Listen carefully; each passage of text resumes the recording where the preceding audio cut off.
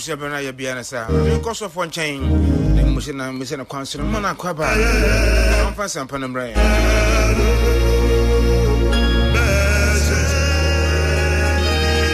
asa for mo akwaba yenu agya mpacho ho te san de ehu adome ho ya pa na mo nso e the radio ase amen asa for yanko yo e the radio ase isa for matifo sabri ebema mu nyina ache na afa nsoso yamamu akwaba ede aba enjumadi a edin a yede atoso ene se moma yemomu enwen na jumadi yi yedi ewo Peace FM ha 104.3 ahoma so ena yesa jumadi yi enunti sabri na yemre aso ayi na ye kaiwo se bomodin na fa wafidie no eto ho so nyamfa nto ho a saudi ato onso na wo yonku bia na wafre no na ono nso ede ato ho se ne be ya obetimi atie dwumadi a ene yeba na yabebobo so ede aboa a Church of Christ for ena eso yasene ntitru ne nkrabata ewo Ensamu Road Michire Circle ena eboa amasa dwumadie atumi abaso na ema remfi se ebaso ewu kuoda anopa biara efri no 9 apaimu ekosi nonum 4:30 to 5 o'clock am ena sa dwumadie ebaso na se ne da yetai eye no no pay wo studio ha na me de aseda ene nchia sonko ma owura akwasi enin ayesanfa engineer ono ne chinchin fridie fruma ede emayen anopai yegusora nso de nchia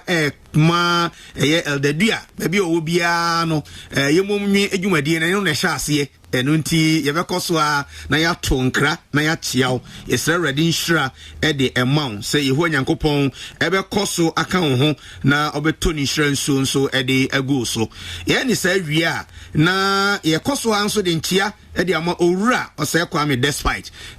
yada wase ni nyame de waye esanse udwumadi a udi ye bi enti na yenso enya kwanya na yabetra studio ha na ye ka awrade asem ede afa kasafidie a etre kwa chirichiri pa ye a dodo nara begirisa no pai otie na ebeye enkwagye ene enhira enso ede ama wo mente awrade nhira e wo sa adwuma pa wadie no wo studio ha nso so ede asedabe ma Joseph Afuakwa a ono nso so eye deacon e won Ensamu Road Church of Christ na ye nua Joseph Afuakwa ono e na Ensamu Road Church of Christ ye media edwumadie no ono na ohweso ede ema asafo no o studio ha anopai a obebo ye nchidom akwanya ba se wose kenkan choro kronkron no nso a na wakenkan no wakanka sa mu fefefe ede amayen na ye nua Barita Adi enso ewo ha ono nso so ye nan ehye adwumadi ase wadi achia boye chidomwa de ababesi enedei a enen nso so wode aba studio ha na de ba akwan nwanwa woni ho ne se ono anso ne twa fidie na wode aba studio ha eno nti obebo ye chidom at the same time so no ono anso so driver oboa yen ewo yakone abadi a ye ewo Peace FM edwumadie emu eno nti yebekoso na yadana se ewo adwuma pa onyankopon eguso a one no eye atiefo anopai mi amino edi sankomoyi mi din ede Martin Opon na yentwi adwene na yenhwe ade a yeka ho asem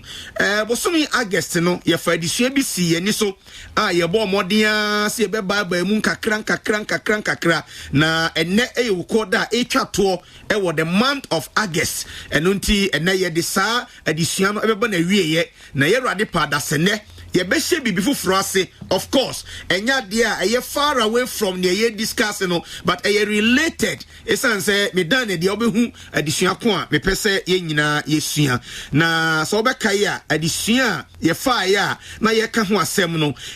Jesus response to worry. Jesus response to worry and anxiety. Yesu Kristo muaye a ode ma adwendwen. Yesu Kristo muaye a ode ema adwendwen. Na obekai a ye hwedwumade na se a na matwe adwen asisu se ye fa John chapter 10 na ye kenkan eye verse 10 na ehom ye tie ase se obonsam de obai so obekum obewia no asai na ekwan ba ko wafoso no wakum na wawia na wasai enipa bebre eya dwendwen so wakum nipa bebre esan se ne last week e kan ye no adwendwen di nipa timi ko wo mu na eno achi no adwendwen timi wiye nipa nije uko hu obi na wote ho na sabi awreho hyene so odwendwen niam bebre ho edu ba bia na sabi na sitren na brabo mu no na eyade a ahomete papa apa yi enti obonsam na madwendwen so enso so awia bebre nije asabi o ma sitren mu no yeka anije hu asem a na eyade a wa chirichiri kura ebio wakum bi so esan adwendwen ehu enti enu ti no yehu se eyade a ehia se yetwi adwen si so na etumi eboa yen enya no nko ene eka ye John chapter 8 verse 44 yesan so ma oti ase so obonsam your trofo or your trofo na kwa ba ko fa so dan na tro adi ene se odenam adwendwen so se nipa timi dwendwen po di kosim pempenso a na dwenye ni se nyankopon kura ni wiase onipa timi dwendwen di kosim pempenso a ya na dwenye ni se onyame mpo ntimi nya bibiara esan se edu ba bia na ne kasa mu mpo no ba bia maduri die ba bia asi ni atumi die be ye ho hwea enye yie bibie no wa metimi aye na adane na adwendwene enti adwendwen so osefo no etimi fa so enam na tro so ede ba ewo ya sitire mu ene ya brabo mu na ejina sa na da yi so ena ye ma woti ase se bebre ena afoli pray to sana tro ya wada na die na empo meka ne se ye do magu afiase na afiase na ye do magu no sa prison no ye friend the prison of worry. The prison of worry. Eya adwendwen afiase ye di bebre agu adwendwen afiase anopa mi no kasa ebia wo da ho hebia wadwendwen niam ho a de bedum pempenso a won kasa hu se who free mukura eden so you are locked up in the prison of worry adwendwen do what to afiase wo hear freedom wo hear liberty wo hear ogie and that is why we are coming your way ewo yesu response because yamwati as say ne ekoso no enya dia onipa da sani keke betimi aso ano enya dia enuro bi a obenom ebetimi ayi ede afiri ho na emom eye onyankopon a wonam Jesus Christ so ene ne nsam a ode ma no enu nkuto ene betimi aboa yen enu achi ne ehu se ye hwa dwendwen se ne ete a eye very damaging and destructive eye dia ede o seye eba na atoasoa manipa bebre ehuna mane ede afiri sa ade yi mu unfortunately no one out no they are seeking solution everywhere possible say ne be ya dwendwen no ebetimi akobat to no avail ema solution ma in fact in some instances no kra no ade amahuni say one okope humu aye no even end up in a situation where omo problem no say be double na adwendwen na ye bebre imagine so akọ obi ho na all my promises so betimi aboa na wadwendwen atimi akọ imagine say wakọ obi ho na hawa wo mu no o hye wo bo na bi kura wafa ho agiu sika bi wo ma wa ya kwankyire bi aye niema bebre bi na awieye no sa woni anu yie biara de ma. At the end of the day, what happens to you? O trouble na be ye double, and therefore, wa dwendwen no ekoso eye kese, ekoso ye kese. Na enkrofo take advantage impo ewo nipa bebre so under the pretense say obetimi amomanu yie ewo mo hawa owo mo no. Me na do for wutie me. What try niema bebre, but one kasa tiase hu say enye adwuma na anya adwuma so. Enti sabre yi udaso eda prison ewa dwendwen ho na enumu ene yesi we good news at the mount. We have a good news for you. We have a good news. Ewa semde ye wa sempapa at the mount. Asempana ye de mount no enye yen ye studio ha and asempani free and chain. We are not the owners of the message. The good news is coming from Jesus Christ. Ye na ready Yesu and the asemde and asempana ema wo or solution to your worrying condition. Wa dwendwen no a wugu so dwen na wo dwen no Yesu Kristo ewo muaye e de ma na eno ena August bosome ye hye wu kode di kan se ye bo omode do fa niema bi mu ne tosomienu ne tosomiensa enche mebobo ni nyina kakra ya kan nyina so na fe enne no ye ba behwe ne onyankopon wo ede mayen a ye de ebeba awieye e wo sa adisuane ho na yɛn awurade yesu kristo ensɛm na ɔde maa yɛn ɛfa saa adwendwen no ho no yɛkɔkɔ hu yɛ ɛkenkan yɛ ɛwɔ ɛyɛ Matthew asɛmpa no etinsia enyimu aduanunum Matthew chapter 6 verses 25 to 34 as usual. Sunday yetaye no yɛbɛkenkan na nso watie emu nsɛm no. Maybe you are hearing it for the first time. Ebi anani da edi kan a wutie saa akenkan yi. Enu nti that is why importance ye buy pese akenkan. Maybe ebe kawadwin mu ebe boa obefa bibi e de afiri mu. Enti yenua Joseph Afoakwa ebe to ne bo na wakenkan no maako de amaye. Owie a afe na ya tase adisua ewo mu no di kosi se enem so de ene na ye wo kode atwato no ye de adisua no ebeba na wie ye e de ama wo. Enti yentie akenkan why ready no afa Bible a bieko Matthew chapter 6 verses 25 to 34 ye hwe asɛm a ye na Awurade Yesu Kristo ɛkan ye. Yenti mesimu se mo nwendwe mo kra ho se eden na mo bedie ana se eden na mo benom ana se mo nipadua ho se eden na mo befra okra ensen aduane na nipadua ensen ntoma ana mo hwe ewim numa se ongu na wontwa na wo moaboa no engu asanso na nso mosoro agya enye won na mo nso ebo ensen won ana mo hwan na odwendwen a obetumi de da kro ato ne nkwa enaso na ade na mo dwendwen ntoma ho mo hwe ewim sukoko sɛdeɛ enyini enye adwuma enso ento asawa na nso mesimu sɛ Solomon anonyam nyinam no wa hyehyɛ ne ho yenum baako na sɛ Yakobon fra ewim ahan a ɛwɔ hɔ enne na ɔkyena odigu fono mu ntoma saa a ɔrenya nia ɛkyɛ yei ɛma mo a mugidie esua enti mo nwundwen sɛ ɛdɛn na ebedie ana sɛ ɛdɛn na ebenom ana sɛ ɛdɛn na ebefra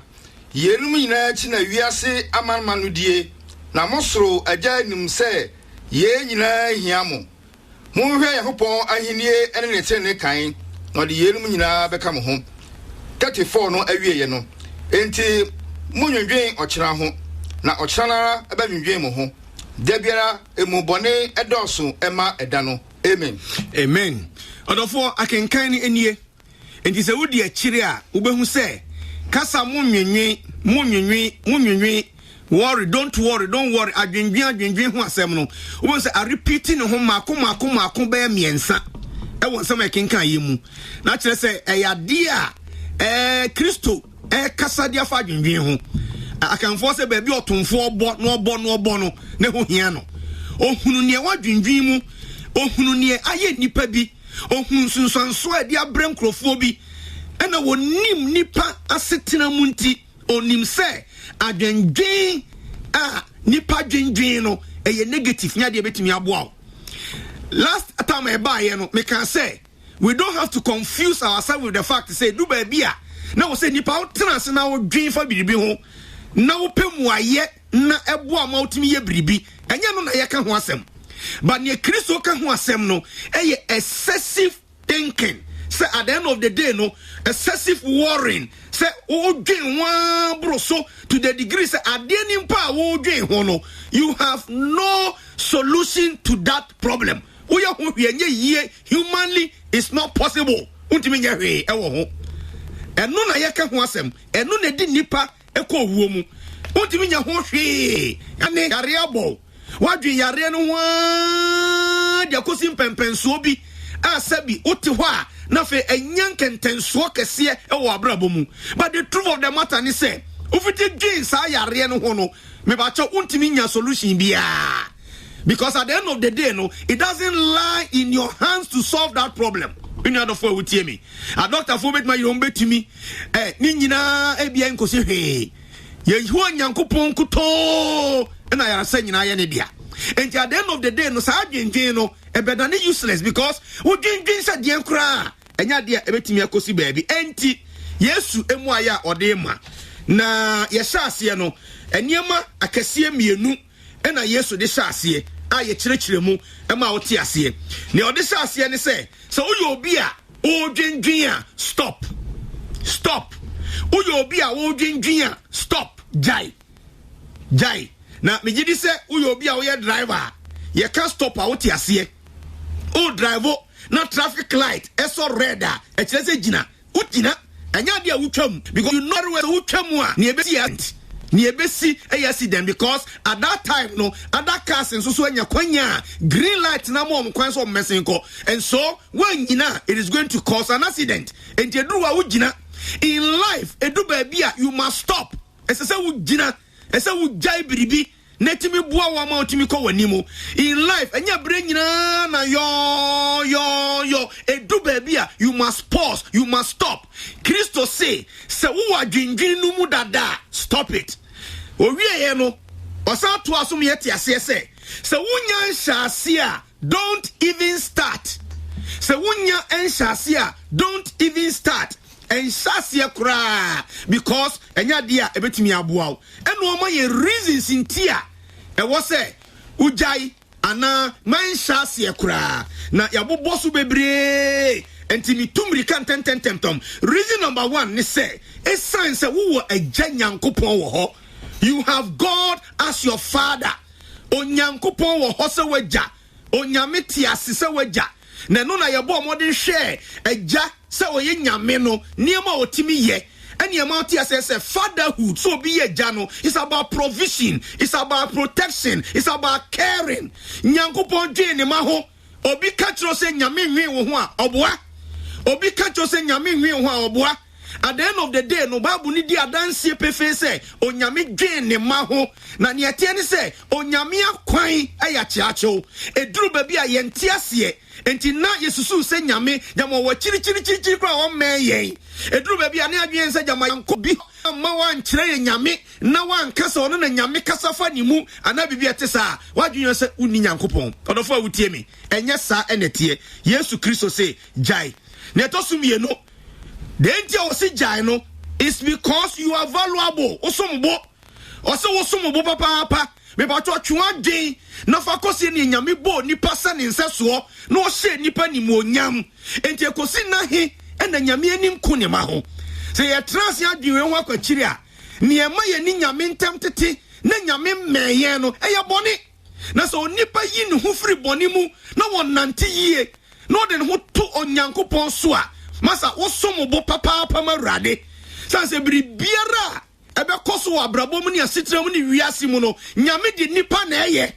enti man is valuable onipa ho wonfaso na ne hu hia enti no do compare ewiem no ma enti no do compare ensensan a enche na ye twane akɔhye enti no do compare niema bebre simply because so who the contrast ensonsoye a eda entemo na nya hankwa no ye sa edru ba bi kura won paibomu a wo kyerɛkyɛ wo Luke chapter 11 no Yesu Kristo eka se mumpo amuye adebonyefo se mutimi nim se ye de ade papa ma ye ma ene ekosi na he ena mia meye nyankopon no memfa de papa emfa mamo tambia o strike sa contrast no ne toso miensa aye faaye no o si because ugidie nti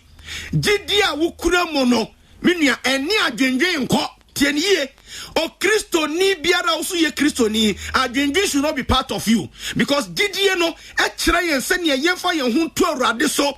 no matter the circumstances emfa hu ebesie edu ba bia a Kristo yankasa yen hu kire yen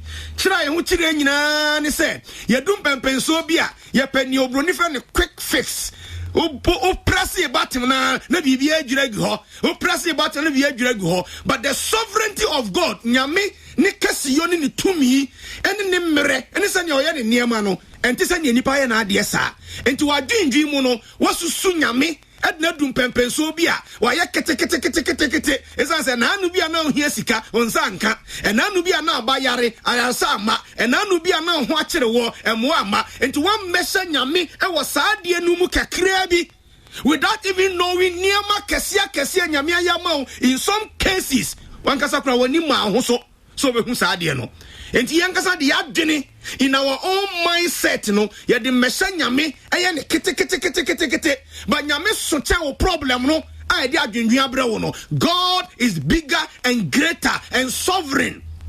than your problem. I into this suno no enti o si gidie esa ugidie nti no kan say nyame ye sa niema wa nyina aden na ontimi hwemu mo amugidie sa gidie mapa saving faith so obedi ne ho to Nyankopon so na odi n'achie eno ho asem na ye ka ewo ha eno achi no adenti na Kristo say odwendwen a jai unya nshase a enshase the fourth one I fire no is because of your health was wa pom di nti eno ti no say mumu hwan na wodwen obetimi de dakora kan mfie ho eno ne ma oti ase se wo mfa bribi nka wo mfie ho a e de na wo ye no o te so na just say what so if you don't add then you are subtracting and at the end of the day no wa pomu dini and a what so Christ si jaya adwendwen no esa wa pomu dintira na ye no kura pa adwendwen e di bebre agwa sabia adwendwen ama bebre sabi omadwen mu ka wo mo adwendwen ama bebre afon adwendwen ama bebre aye tantan Odofo wutie me. Yes, we are not saying say we need problem o. Nya na yeka. We are not saying say me am studio am no kase me need problem o. Me so me want me problem. But in my problem no I am looking up to God for solution. Nti adwendwen hu hia me because me dwen I can't solve them. Sanka me dwen na metimi solve them, me dwen solve. But at the end of the day I can't solve them. Nti why can't I give it to God in prayer? We not for wutie me e wo se wo hye sade wa nyina nso enne ye fa mienu di abana wie ye mre no ekọ na ne aka ye de ba ne se Yesu Kristo si jaya dwendwen stop Yesu Kristo so nya nsase a enkohye ase adentira osi because of your future odachi entira odofo wutie me ya tena ase ya nhwehwemu ahunu ate ase na Kristo ankasa nso asisi dua me ehu se nipa bebre adwendwen omodwendwen because they are concerned about the future, they are concerned about tomorrow. Bebre adwendwen nyina gina ochina die na besie ochina die na medie ochina die na meyesei ochina nyame adom a ochina ntie beta ade nie mi be kodwami adechie nyamayo ba wa hyaase adwendwen ochina minwa onim ne ochina mpodi beba ba wa hyaase a odwendwen ho enti odofo awutie me we have verse 34 now chapter 6 verse 34 ewo Matthew no a we have verse 34 no a the way our can 17 year pa mame e de no ka ho enti monwenwen ochina ho enti mamunwenwen ochina ho na ochina na dwendwen ho ochina na nkasa ba dwendwen wono a ne ho asem na Kristo kan onim se bebre dwen because of ochina they think and worry and they go through anxiety because of tomorrow. Meanwhile, tomorrow mponya maye unim bibi in the next 30 minutes you unim ne besi and to din ukura sabi nyansa bi anim left alone wodi a whole ochina enyampo maye and you don't even know what will happen. Odofo awutie me ye woni ba mebre ho a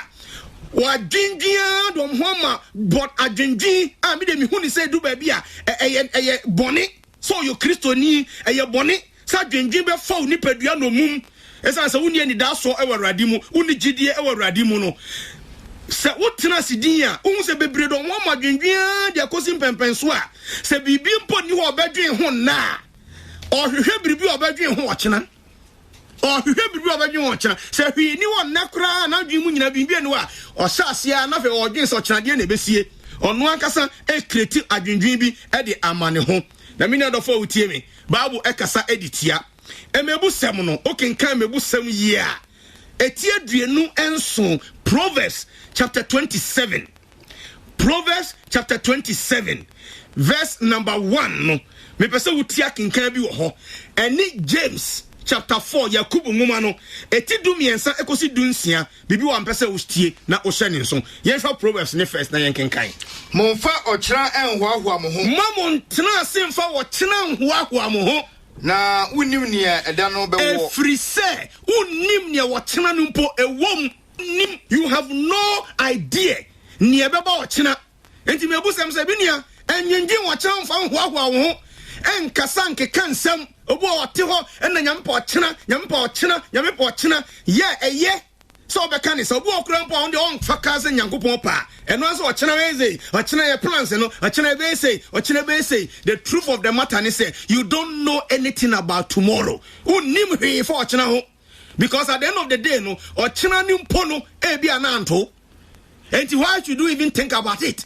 unim ne besie enti mebusam e kan we e de atuyemfo na okane saa na no person o me ati ase ne say the future rests with the sovereign will of God onyankopon kuto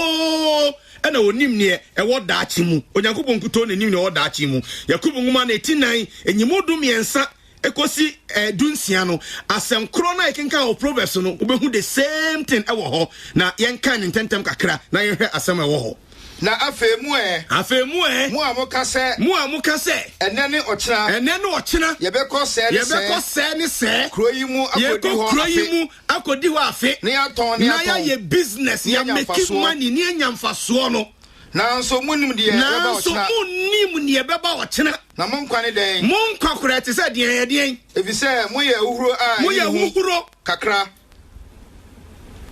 na afi ayira moye uhuro eyi ni ho adi enche na afi ayira obi a unim uhuro a obeti ase udware a na sesam na huro kakra bi fa ho na ho se ne eti a me ba cho ya hwetam a refiri ho enche na ko na obeso okire no yimu do num no na emom ankasa mo ka se se awade pe ni enya nkwa a ye be ye anaye okay odofo awutie mi enti asem nyina ne se because ye nim ochina no in the first place enisi adwen ho esi ejani nyina edema awurade pepa chew enya dia James condemn so onipa wo tena ase no plan wo life enya James condemn in any case onipa kura tena ase plan ne life wa onipa de wa plan ba se bebam efri nyankopon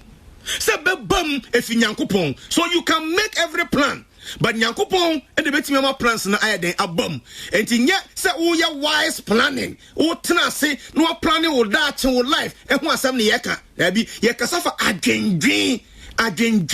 a wonim ne ebeba ho hyesade no enso na entimi emuaw ne di wo biom be be sa mouti ase anopai se denti eni sa ye dwen Christo catch say because of your that and now no is because God is in control of the unknown future. Ye nyina ye nim ye besie. Etodebu wa ya da sorry anopano na sem kakra ka biesi. Enya dia ye nim se beba. Nyankopon kuto ne nim. Aman Ghana ha edu ba bia. Ya yese wa D4 ha. Eya ne ma bi sisi ya esre keke. Esisi esre keke en samwa kesia sisi e wo mamu ebi ya torencham ahodo ebi ye niam ye esisie minuadofo obiara na anwe ho se beba ne saa wan kasa wa brabo mu wo be sorry one day na bribi asi ye nim daachi no but God is the one who has control of the unknown future enti committee ho efama awurade na ono eno betima control niam nyina me passage ba ko aye me de Isaiah chapter 46 verses 9 to 10 no me de papa Isaiah 46 9 to 10 Isaiah 46 9 to 10 passage a maniji wa me pese ye kenkan Isaiah 46 9 to 10 na abra ye guso no na ye be kenkan ho no na me twenwadwen e de asiso eho ekasa edifa onyamia onim awieye efiri asase onim bibia chroto unyamra na wakenkan edi amaye enti no Christo say menwenwen simply because at the end of the day no odachi ehu ehia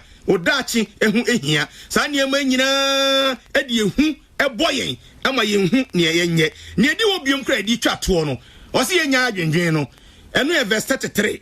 because we have a priority na me kura de me friend priority me sample friend responsibility essence e wasodie chapter 6 verse 33 munwi onyankopon ahenie ye hwehwe onyankopon ahenie kane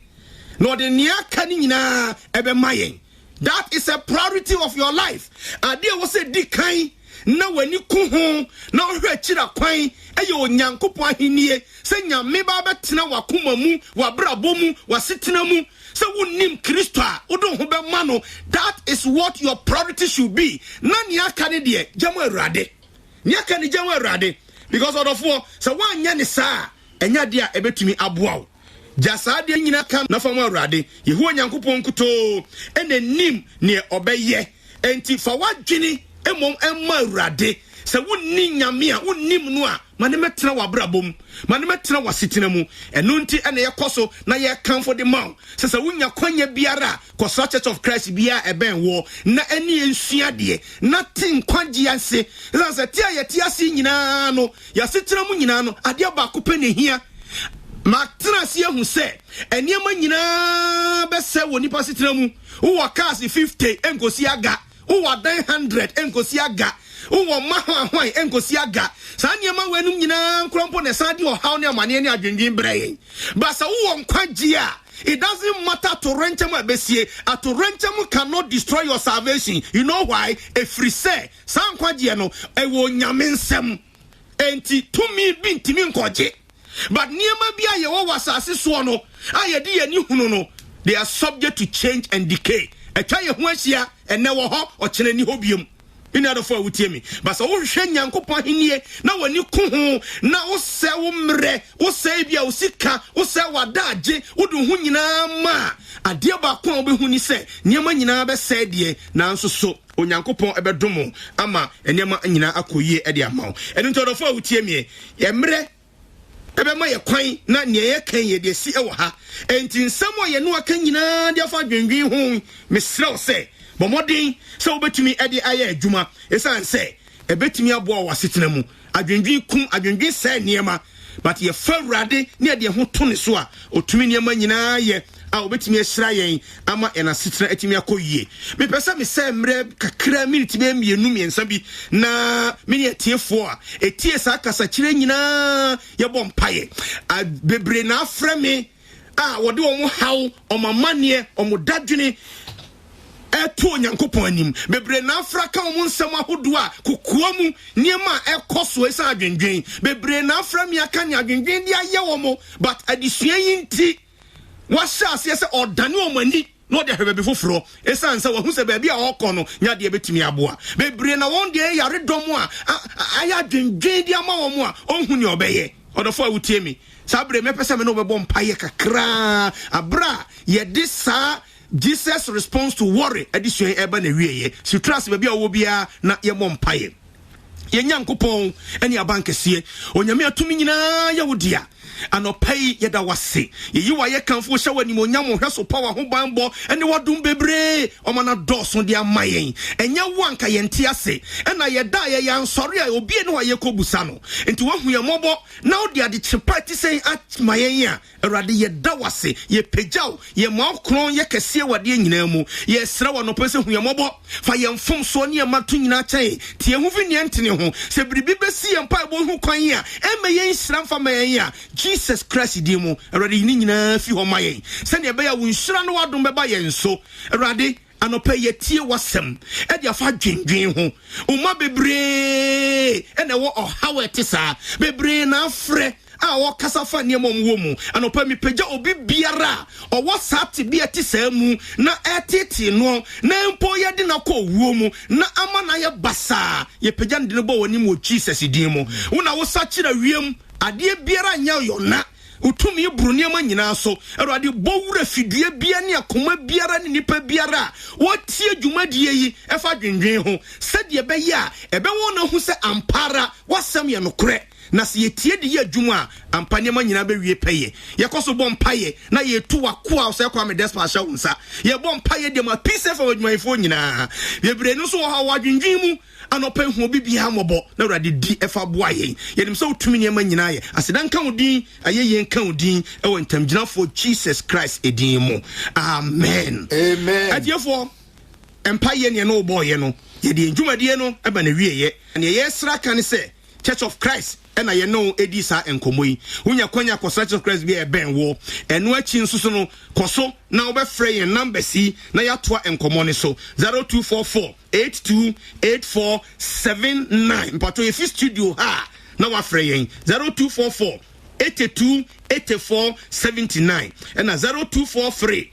219844 0243 219844. Yedi aseda sonko ebema owura akwasi enin yesanfa ni engineer ono na no pai o chinchin fidie furu made ma yen ema yetimi ye ndwumade nyina yede aba na wieye no awurade nhira na yesre ede ama no yebeda yenua Joseph Afo Akwanso ase so kenkan tro 7 ma ye yenua ba Rita adi oso aseda eye wode nyame nhira nso emra wo so ewa dwuma ogusu a one ye awurade pada sene ye ba beto adisua foforo ase eno nso ebe complementing ye di kaka dada no Yehua enka wo ho na enedei omwa na omma akwanya soronko ewo abrabom enye nhira medin di Martin Opon awurade nka wo ho bye bye.